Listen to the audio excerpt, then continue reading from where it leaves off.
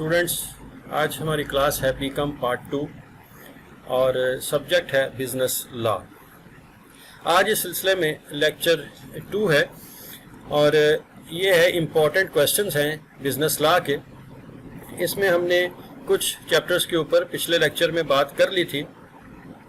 आज हम मज़ीद जो बाकी बचे हुए चैप्टर्स हैं उनको डिस्कस करेंगे, लेकिन पहले देखते हैं कि पिछले लेक्चर में हमने कौन कौन से चैप्टर्स को डिस्कस किया था।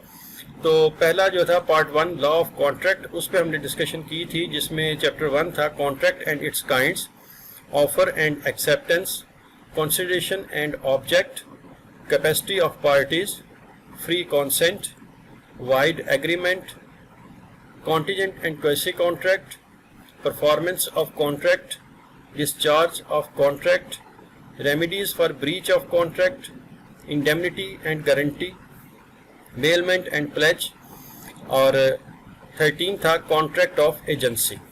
इन 13 चैप्टर्स पे हमने बात की थी कि इनमें कौन कौन से जो इम्पोर्टेंट क्वेश्चंस हैं वो बनते हैं, जिसमें से कॉन्ट्रैक्ट एंड इट्स काइंड्स, इसमें कुछ ज़्यादा क्वेश्चंस थे, और इसके अलावा इंडेमनिटी एंड गारंटी, इसमें कुछ ज़्यादा क्वेश्चंस थे। बाकी हर चैप्टर में एक एक दो क्वेश्चंस हैं। तो अगर आप इनको तैयार करें तो ये आपके लिए बहुत फ़ायदेमंद साबित हो सकते हैं, और इस पोर्शन में से सबसे ज़्यादा क्वेश्चन जो है पेपर में आते हैं।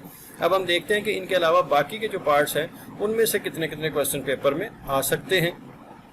तो अब हमारे पास जो है वो पार्ट 2 है law of sale of goods. तो इसमें जो इम्पोर्टेंट क्वेश्चंस हैं, number 1 discuss rights and duties of principal, Number 2, explain briefly the express and implied condition and warranties. Also discuss doctrine of caveat emptor. Or question number 3, what is contract of sale? Different between sale and agreement to sell. Explain rights of an unpaid seller. और फिर question number 4 बनता है who is an unpaid seller? Explain the rights of an unpaid seller. इसके बाद फिर हमारे सामने आता है part 3 law of negotiable instruments. अब ज़हन में रखिएगा कि ये भी बहुत मोस्ट इम्पॉर्टेंट पार्ट है, और इसके चैप्टर्स में से बहुत ज़्यादा क्वेश्चन जो है वो पेपर में आते हैं। आप इनको बड़े ध्यान से, पूरी तवज्जो से इनको तैयार करना है। तो इसमें जो हमारे पास क्वेश्चन है, what is difference between a promissory note and bill of exchange. Number 2, define cheque and bill of exchange, differentiate between these two instruments. Question number 3, what is meant by crossing of a check? What are various types of crossing?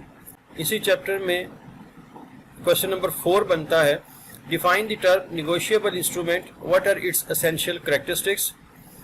Question number 5, define and distinguish between check and promissory note. और question number 6, define check. Enumerate its features. Write down various kinds of crossing of check. तो ये question थे जो कि part 3 में important थे। इसके बाद हमारे पास आता है part 4 law of carriage of goods. ये भी मोस्ट इम्पॉर्टेंट पार्ट्स में से एक है। इसके चैप्टर्स में से भी बहुत सारे क्वेश्चन जो हैं पेपर में आ जाते हैं। आपने इसको भी बड़े अच्छे तरीके से तैयार करना है। इसमें जो इम्पोर्टेंट क्वेश्चन हैं, number 1 discuss liabilities of railway as a carrier of goods. Question number 2, what is common carrier, discuss rights and duties of common carrier. Number 3, define carriers, also discuss the features of common carriers.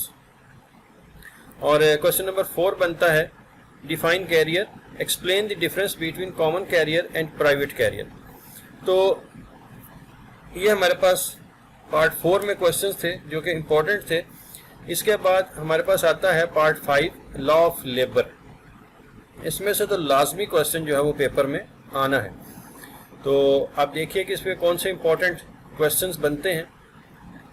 Number 1, what are powers and functions of national relation commission. Discuss in detail the procedure of registration of trade union. Also explain what is collective bargaining agent. और question number 3 है describe the unfair labour practice on the part of employers and workman. Question number 4 बनता है हमारे पास what is meant by workman's compensation, give duties of employer in this record. और इसी part 5 law of labour में मजीद कुछ question है। Question number 5 है how national industrial relation commission is constituted, what are its functions. Question number 6. Describe the unfair labor practice on the part of employers and workmen.